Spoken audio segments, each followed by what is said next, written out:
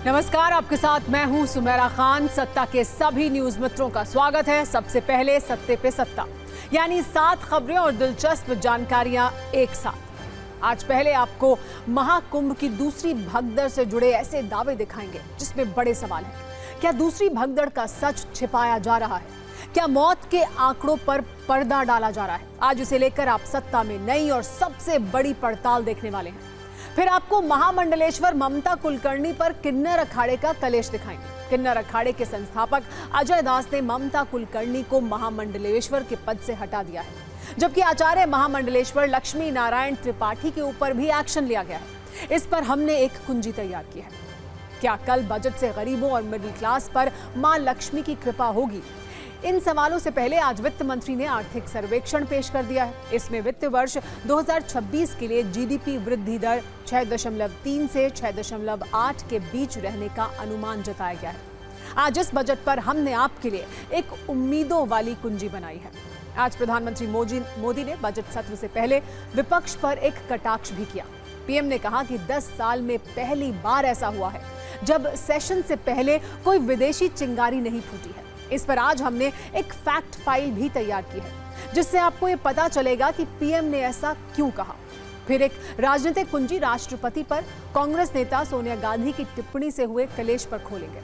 सोनिया गांधी के poor lady वाले बयान पर बीजेपी ने कैसे कटाक्ष किया और इस पर राष्ट्रपति भवन की ओर से क्या जवाब आया, ये भी देखिएगा। एक बड़ी खबर यह है कि बीसीसीआई सचिन तेंदुलकर को लाइफ टाइम अचीवमेंट अवार्ड देगी।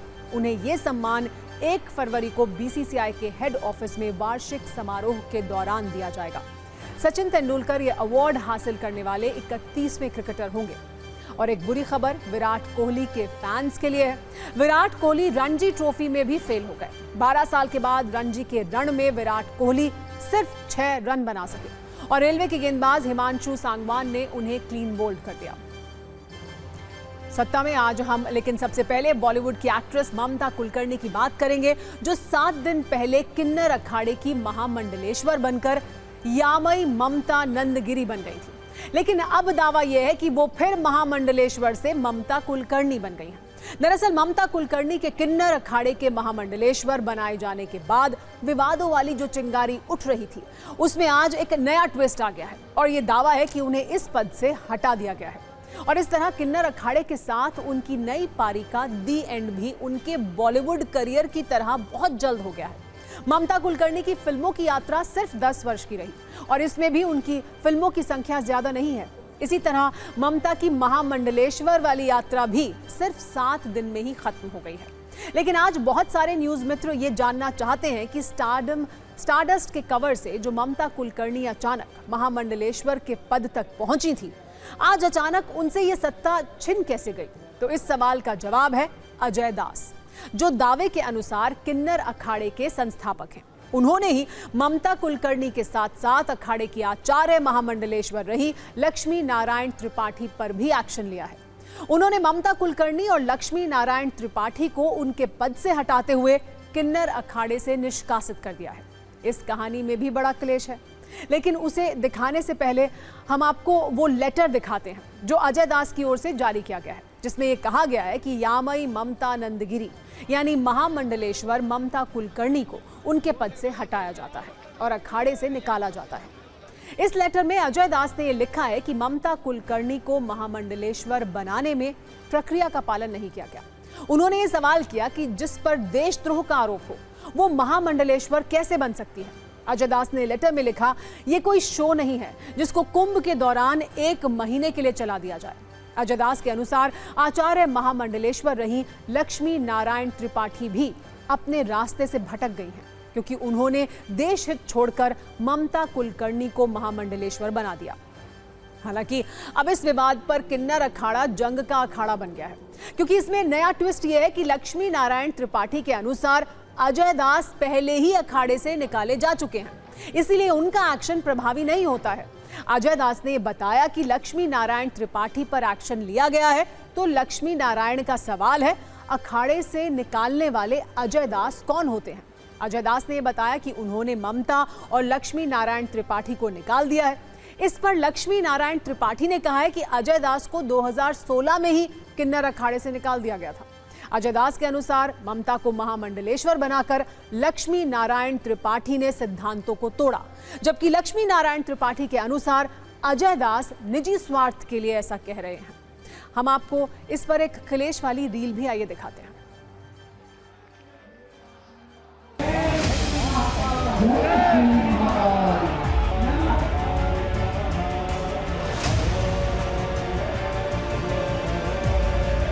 किन्नर अखाड़ा पूरे उद्देश्य से भटक गया। अब भटकना तो छोड़ो, अब अति ये हो गई कि ममता कुलकर्णी जो है, जिसके ऊपर जो देशद्रोह का आरोप है, जिसके ऊपर जो डस का आरोप है, जो कि कई समय जेल भी काटी है, कई रीजन है, वो पूरी दुनिया जानती है, अचानक 23 साल बाद प्रकट होती है भारत के अंदर, कुछ दिन यूट्यूब पे चलती है और उसके साथ क्या ऐसा गठबंधन हो जाता है कि रातों रात उसको ला करके 12 घंटे के अंदर जो है, जो कि 12 साल की प्रक्रिया महामंडलेश्वर की, उसको सिर्फ जो है 12 घंटे में पूर्ण कर लिया जाता है और आचार उसको महामंडलेश्वर बना दिया जाता है। अगर वो संस्थापक होते तो किन्नर अखाड़े से बोलते और किन्नर अखाड़े के कैंप में रहते। 2015-2016 वो हमारे साथ थे। तो जो व्यक्ति अखाड़े का है ही नहीं, वो अखाड़े पे क्यों कैसे डिसीजन ले सकता है? हम इस पे लीगल एक्शन लेंगे और कानून का सहारा लेंगे कि कोई भी जो भी आरोप कोई भी कर सकता है, हम उसको छोड़ेंगे नहीं। जहां तक किसी को महामंडलेश्वर बनाने की बात है, कोई केस सिद्ध नहीं है, सारे केसेस स्क्वॉश कर दिए गए हैं। जिन्होंने ये कहा है कि हम इनको हटा रहे हैं, ये मैं पहले पूछना चाहूँगा आप कौन है? और हमने भी आज पहली बार इनका नाम सुना है जो अपने किन्नर अखाड़े के संस्थापक बनना चाहते हैं। और हम जितने भी अखाड़े हैं, हम लक्ष्मी नारायण त्रिपाठी के साथ हैं, हम उसी को जानते हैं और सच ये भी है हम उसी को जानते हैं। ममता जी से इनको क्या दिक्कत हुई? मैं समझता हूँ ममता जी को वैराग्य आ गया, उनको अच्छा लगा मैं किन्नर समाज में जाऊँगी, उनकी महामंडलेश्वर बनूंगी, वो किन्नर समाज में गई, महामंडलेश्वर बनी, बहुत अच्छी बात है। अब हम आपको ये बताते हैं कि यामई ममता नंदगिरी यानी ममता कुलकर्णी पर इतना क्लेश क्यों है। वैसे इसकी शुरुआत उसी दिन हो गई थी जब पिछले शुक्रवार यानी 23 जनवरी को उन्हें किन्नर अखाड़े का महामंडलेश्वर बनाया गया था। इसके बाद इस पर विवादों वाली डुबकी शुरू हो गई थी और योग गुरु रामदेव से लेकर बाबा बागेश्वर तक ने सवाल उठाए थे। तब एक बॉलीवुड की एक्ट्रेस को महामंडलेश्वर पदवी दिए जाने का विरोध हुआ था और इसके पीछे वो विवादों वाला स्क्रीन प्ले भी था जो ममता कुलकर्णी की जिंदगी से जुड़ा रहा है। और अब ममता कुलकर्णी पर किन्नर अखाड़े के बीच भी जंग छिड़ गई है।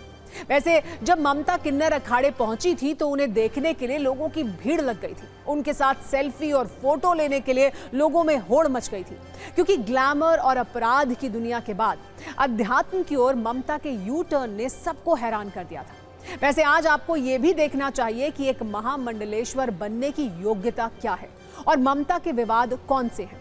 महामंडलेश्वर बनने के लिए साधु सन्यासी परंपरा का अनुसरण करना होता है, लेकिन ममता के नाम के साथ मैगजीन के लिए टॉपलेस फोटोशूट जैसा विवाद है। महामंडलेश्वर बनने के लिए वेदों और शास्त्रों का ज्ञान होना जरूरी है, लेकिन ममता का नाम ड्रग्स कनेक्शंस में आया है। महामंडलेश्वर बनने के लिए अखाड़ा समिति की संतुष्टि जरूरी होती है, जबकि ममता का नाम अंडरवर्ल्ड के साथ भी जुड़ा था।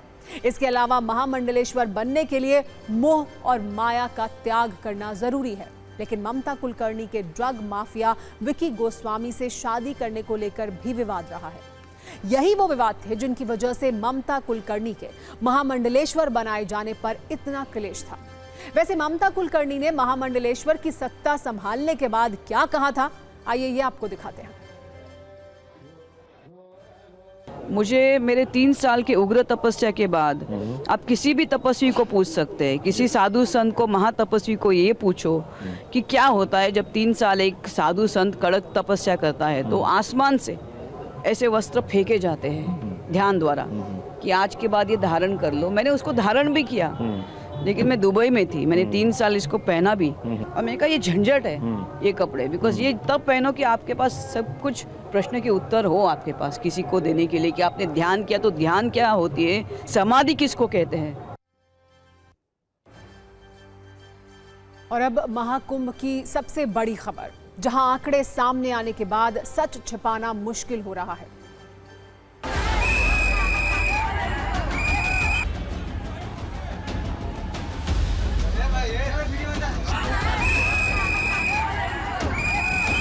बॉडीज कहाँ पड़ी हुई थी? वो यहाँ दबे थे तो उनको यहाँ पुलिस वालों ने घेरा था। और यहाँ एक लिस्ट लगाई गई है। ये देखिए, ये 24 मृतकों की लिस्ट है। 30 लोगों का आंकड़ा सरकार के द्वारा जारी कर दिया गया है। हाथ क्यों पकड़ रहे हैं आप? हाथ क्यों? आप धक्का क्यों देंगे? धक्का क्यों देंगे? अरे क्या है, कितने लोग मारे गए हैं? ये 24 कल से लगी है, एग्जैक्टली तो हम नहीं बता सकते। अस्पताल देख लिया आपने? खोया पाया केंद्र देखा? मॉर्चरी देख लिया? सब देख लिया। सब जगह देख लिया। कोई बताने को तैयार है? कहीं कुछ पता चल रहा है? कुछ पता नहीं। कोई मदद मिल रही है? कोई मदद नहीं मिली। जिंदा है या मर गई, कोई बताने वाला है? कोई नहीं बताने वाला है। सस्पेंड हमको करा देंगे। रो रहे हैं तो सस्पेंड करा देंगे। मीडिया से बात करेंगे तो सस्पेंड करा देंगे। कोई साथ दे रहा है यहाँ पे, कोई पूछने वाला है, कोई सहयोग कर रहा है।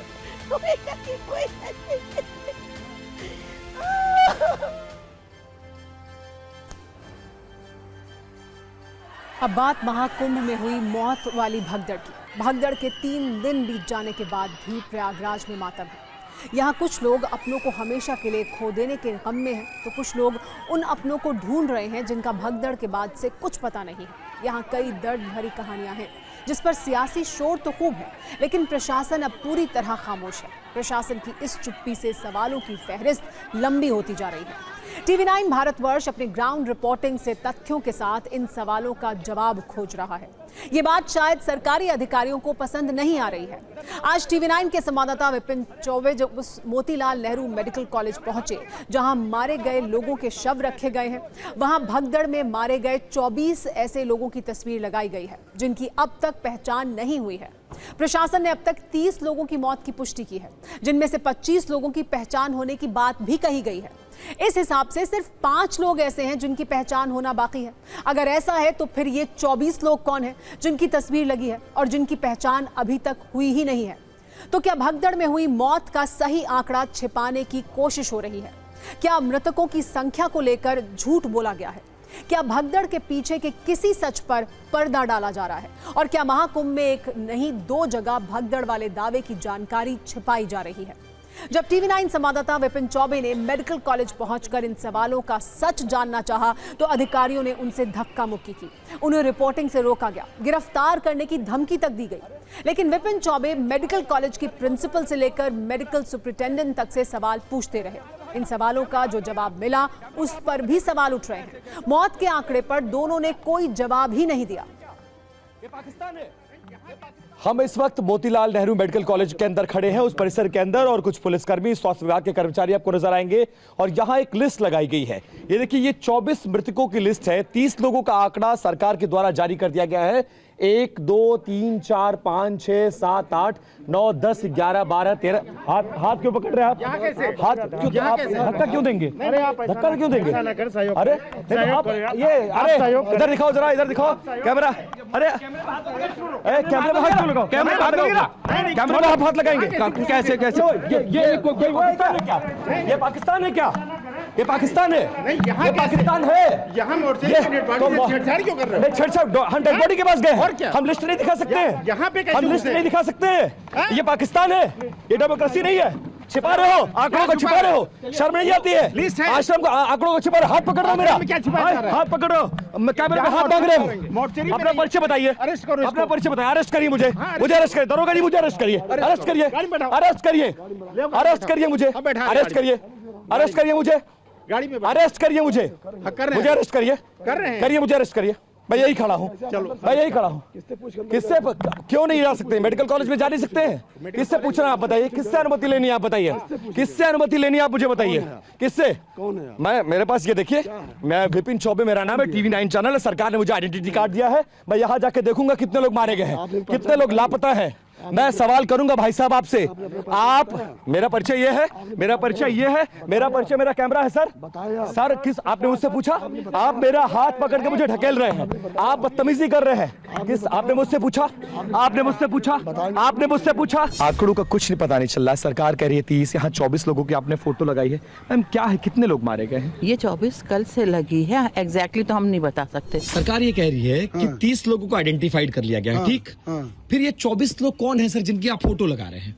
वही है जो 24 शुरू में आए थे, वही लगी हुई, आगे थोड़ी फोटो लगी है, वो तो उसी दिन की लगी हुई है। प्रिंसिपल कह रहे हैं कल हम लगाए हैं, कल लाशें आई हैं। पहचानने के लिए कल का नहीं, हो उसी दिन की फोटो है ये। जब भीड़ हो रही थी तो ये था फोटो लगा दी जाए, ऐसे वही उन्हीं की फोटो। कितने मरे हैं टोटल सर? हम लोग को मरने की जानकारी नहीं, हमारे पास तो लोग आए।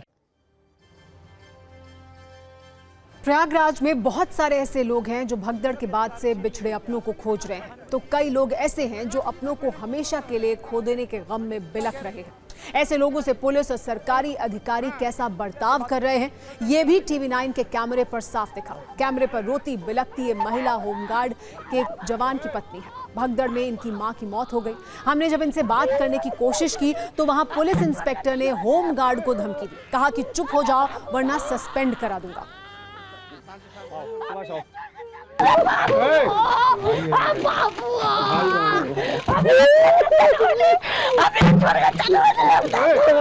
मैडम आपका भी कोई गायब है? मैडम कौन है मैडम? मम्मी है मेरी, मिल गई, लाश मिल गया। कैसे मरी वो? वही एकदम हम सोलो बिछड़ गए थे। आप साथ में थी? सरकार कह रही भगदड़ नहीं हुई थी, आप थी वहां पर? आप थे। भगदड़ हुई थी? हमको सस्पेंड कर रहे हैं, हमको कह रहे हैं सस्पेंड हो जाओगे, बुला लो नहीं। रोने का भी अधिकार नहीं है सर, बैठने तो कोई रोने का भी अधिकार छीन लेंगे क्या? सहानुभूति यही है। पांडे जी क्या कह रहे हैं? सस्पेंड हमको करा देंगे। रो रहे हैं तो सस्पेंड करा देंगे। मीडिया से बात करेंगे तो सस्पेंड करा देंगे। बात कर लीजिए, आप खूब बात कर लीजिए। आप जो करें हम जानते हैं, कुछ नहीं कर सकते हैं। क्या बोले हैं भैया? ये सस्पेंड करा देंगे। मीडिया से बात करोगे तो सस्पेंड करा देंगे। मौत हुई है तो बात मत करो। हमारी पत्नी बात कर रही है तो हमको सस्पेंड नहीं कराएंगे। आप बैठ जाइए। आपके भी लोग गायब हैं? कहाँ खोजा आपने? 2 आदमी गायब है। 2 आदमी आपके घर से गायब हैं। कहाँ खोजा आपने? पूरा कुंभ गुंदे है। पूरा कुंभ। मेरा हस्बैंड आए थे यहाँ पर तो वो पूछे कि अंदर क्यों नहीं जाने दे रहे, तो उसको धक्का दे दिए। बोल रहे हैं यहाँ चले जाओ, वहाँ चले जाओ। सर हम लोग कहाँ जाए? जहाँ जाते हैं आदमी यही कहता है वहाँ चले जाओ, वहाँ चले जाओ, वहाँ चले जाओ बस। 29 तारीख को 10 बजे से जो गायब हुई है सर, से अभी तक नहीं मिल रही है। हम लोग भूखे प्यासे पूरी 48 घंटा से सर घूम रहे हैं। हम भूखे प्यासे उस दिन से हम ढूंढ रहे हैं उसको, मगर वो मिल नहीं रही है। प्रशासन से पूछते हैं तो कहते हैं मिल जाएगी। क्या मिल जाएगी उसका तो कोई निश्चित होना चाहिए ना। भगदड़ की इस घटना पर सवाल साधु संत भी उठा रहे हैं। शंकराचार्य अभिमुक्तेश्वरानंद सरस्वती ने कहा कि सरकार ने कई घंटों तक घटना को छिपाने की कोशिश की, अब भी सवालों के सही जवाब नहीं मिल रहे। उन्होंने सीएम योगी आदित्यनाथ के इस्तीफे तक की मांग कर दी। हमारे मुख्यमंत्री आदित्यनाथ जी ने वक्तव्य देते हुए कहा था कि हमको बताया जा रहा है, जो आकलन है हमारा, 40 करोड़ लोग यहाँ आने वाले हैं, लेकिन हम 100 करोड़ की व्यवस्था कर रहे हैं। तो 100 करोड़ की जब व्यवस्था की गई है और उसमें 40 करोड़ लोग आए हैं, तो अब व्यवस्था कैसे हो गई? ये जो 18 घंटे के लगभग मुख्यमंत्री जी ने घटना को छुपा करके रखा और कहा कि अफवाहों पर ध्यान न दें, सब ठीक चल रहा है, शांतिपूर्वक स्नान हो रहा है। ये 18 घंटे जो ये इतनी बड़ी घटना को छिपा करके रखा, ये बहुत पीड़ाजनक है। उसमें से भी एक ही घटना के बारे में जिक्र किया गया, संगम नोच पर, और जो झूसी में घटना घटी जिसमें 28 लोगों को वहाँ प्रत्यक्षदर्शी बता रहे हैं कि 28 लोग उसमें मरे, वो वीडियो हम लोगों को दिखाया गया। बड़े अधिकारी थे, उन्होंने कहा कि 6 जगह घटना हुई है, बहुत हृदय विदारक है। फिर हमारे ब्रह्मचारी ने उनसे पूछा कि कितने लोग चले गए हैं, कुछ है पता? तो उन्होंने कहा कि आधिकारिक आंकड़े 30 हैं, ऐसा कह के चले गए। जिस तरह से हमारे मुख्यमंत्री ने, इस संसार का सबसे बड़ा सच मौत है, मौत से बढ़कर के दूसरा कोई सच नहीं है, उस सच को अफवाह बार बार जो इन्होंने कहा, तो हमको तो बिल्कुल पसंद नहीं आया। इसीलिए हमने इनके प्रति आक्रोश अपना व्यक्त किया है। और झूठ के बारे में प्रश्न कर रहे हैं कि तुम झूठे हो कि सच्चे हो। हम कह रहे हैं कि जिसका प्रमाण हो गया कि वो झूठा है, उसके ऊपर कहाँ एक्शन हुआ अभी तक? क्या एक्शन चाहते हैं आप? पद से हटे, दूसरा योग्य मुख्यमंत्री आए ताकि मेला आगे का इस तरह की कोई घटना ना हो, और ऐसा मुख्यमंत्री ना रहे जो घटना होने पर लिपापोती कर ले और छुपा करके अपने आप को अच्छा बनाने की कोशिश करे। ऐसा मुख्यमंत्री हमें नहीं चाहिए। बाकी के संत ऐसे कह रहे हैं उनको मोक्ष की प्राप्ति हो गई, उनकी जिंदगी यहीं तक थी, और वैसे भी लोग आते हैं मोक्ष। इन्हीं का मोक्ष करवा दो, अगर वो तैयार हों तो हम अभी धक्का मार करके उनका भी मोक्ष कराने के लिए तैयार हैं। अगर वो कहते हैं कि मोक्ष हो गया, देखिए किसका मोक्ष हो गया किसका नहीं हो गया अलग बात है। इस तरह से पैरों के नीचे कुचल करके दम घुट करके जो बच्चे, जो महिलाएं, जो माताएं, हमारी बहनें और जो भाई, जो वृद्ध मरे हैं, मोक्ष हो गया, ये बहुत सरल है कह देना। इनमें से कोई तैयार हों, कृपा करके पधारें, घोषणा करें कि मेरा भी मोक्ष करा दीजिए। हम तैयार हैं, हम कूद पड़ेंगे उनके ऊपर।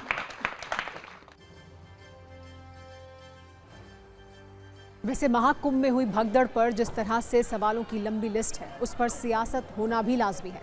विपक्षी पार्टियां ये कह रही हैं कि सरकार भगदड़ का सच छिपाकर पाप कर रही है। बीजेपी कह रही है कि विपक्ष इसे किसी राजनीतिक मौके की तरह न देखे। वैसे आपको बता दें कि सरकार ने जांच के लिए जो न्यायिक आयोग बनाया है, उसने आज प्रयागराज पहुंचकर अपनी जांच शुरू कर दी है।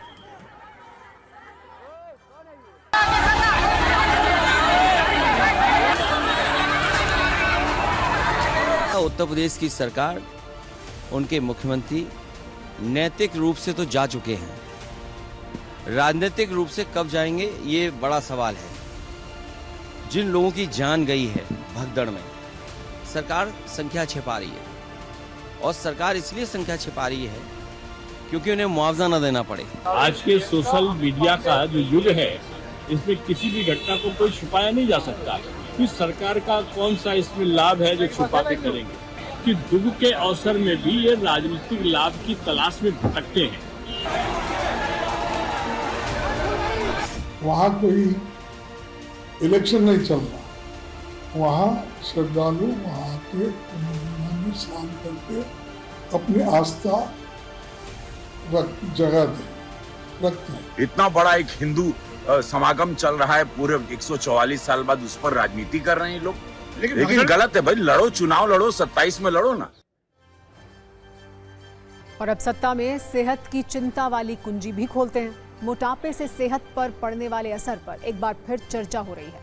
इसके पीछे की वजह है प्रधानमंत्री नरेंद्र मोदी का एक बयान, जिसमें उन्होंने लोगों में बढ़ते मोटापे को लेकर चिंता जताई। प्रधानमंत्री ने युवाओं से मोटापे को कंट्रोल करने की अपील की। मोटापे को लेकर प्रधानमंत्री नरेंद्र मोदी ने जो जरूरी बातें कही हैं, पहले उन्हें आप ध्यान से सुनिए, फिर आपको हम ये बताएंगे कि पीएम मोदी को ऐसा क्यों कहना पड़ा। आंकड़े कहते हैं कि हमारे देश में ओबेसिटी की, मोटापे की समस्या तेजी से बढ़ रही है। देश का हर एज ग्रुप और युवा भी इससे बुरी तरह से प्रभावित हो रहे हैं। और ये चिंता की बात इसलिए भी है क्योंकि ओबेसिटी, मोटापे की वजह से डायबिटीज, हार्ट डिजीज जैसी बीमारियों का रिस्क बढ़ रहा है।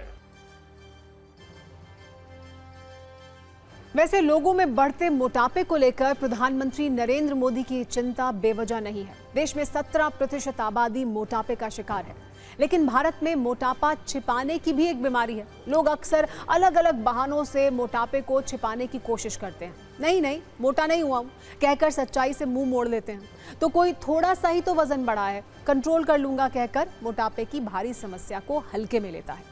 कोई अपने कपड़ों पर मोटा दिखने का दोष दे देता है। तो भारत में एक बड़ी आबादी उन लोगों की भी है जो मोटापे को खाते पीते घरों की निशानी मानते हैं। अगर आप इन्हीं बहानों की आड़ में बढ़ते वजन को छिपा रहे हैं तो ये वक्त सावधान हो जाने का है, क्योंकि सेहत के लिए मोटापा उससे कहीं ज्यादा खतरनाक है जितना आप सोच रहे हैं। हर वर्ष दुनिया भर में इससे लाखों लोगों की जान जा रही है। एक अनुमान के मुताबिक मोटापे की वजह से हर वर्ष दुनिया में 28 लाख लोगों की मौत होती है। वहीं हर वर्ष भूखमरी से मरने वालों की संख्या 31 लाख है। यानी हर साल लाखों लोगों को भूख भी मार रही है और मोटापा भी। यानी मोटापा दुनिया में अब एक महामारी की तरह है। इससे आपको बचने की जरूरत है। छोटे चुका है, यानी सत्ता में आज का वक्त खत्म हो गया है। कल शाम 7 बजे आपसे एक बार फिर मुलाकात होगी। तब तक सभी न्यूज़ मित्रों से हमारी गुजारिश ये है कि वो सत्ता की न्यूज़ रील्स को ज़्यादा से ज़्यादा शेयर करें और मुझे दें इजाज़त।